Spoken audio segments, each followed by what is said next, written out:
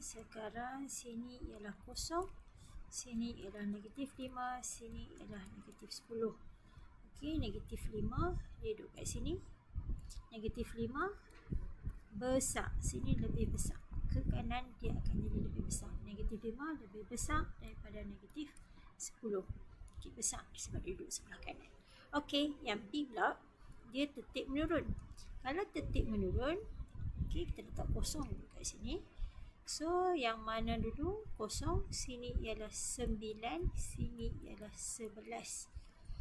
Okey, negatif 4, negatif 10, negatif 13. Dia nak menurun, so bermula dengan nombor besar. 11, 9, 0, negatif 4, negatif 10, negatif 13. Seterusnya, soalan C. Bulatkan yang betul. Sama juga, buat garis nombor. Sini ialah kosong, sini negatif 13, sini ialah negatif 16. Negatif 16 duduk di sebelah kiri.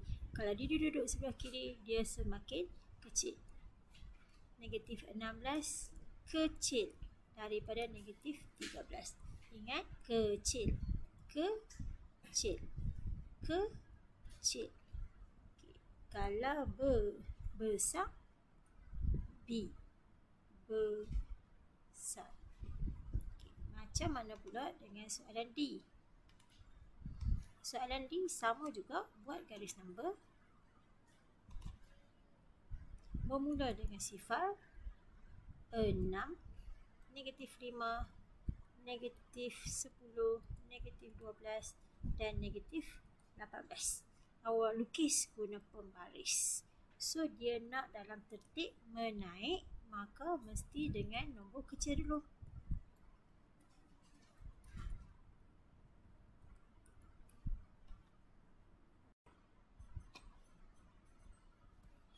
Soalan nombor 2 ialah kat sini nampak ni.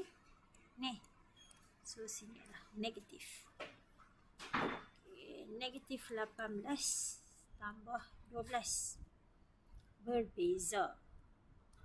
Kalau berbeza, tanda dia kita kena tolak. So, 18 tolak 12. So, awak akan dapat 6. 6 tu negatif dengan negatif 18 dengan 12. Mana besar? Yang besar ialah 18. 18 ni tanda dia apa? Tanda dia ialah negatif. So, negatif 6. Soalan B. Yang ni kita kena selesaikan. Negatif 9 tambah 16. Operasi dia tak sama. Berbeza. Kalau berbeza, tanda dia kena tolak. So, 16 tolak 9. So, kita akan dapat 7. Antara 16 dengan 9, mana yang paling besar? Yang paling besar ialah 16. 16 tanda dia ialah positif. Kalau positif, maka positif 7. Maka positif 7 dekat sini. So, 7 je lah.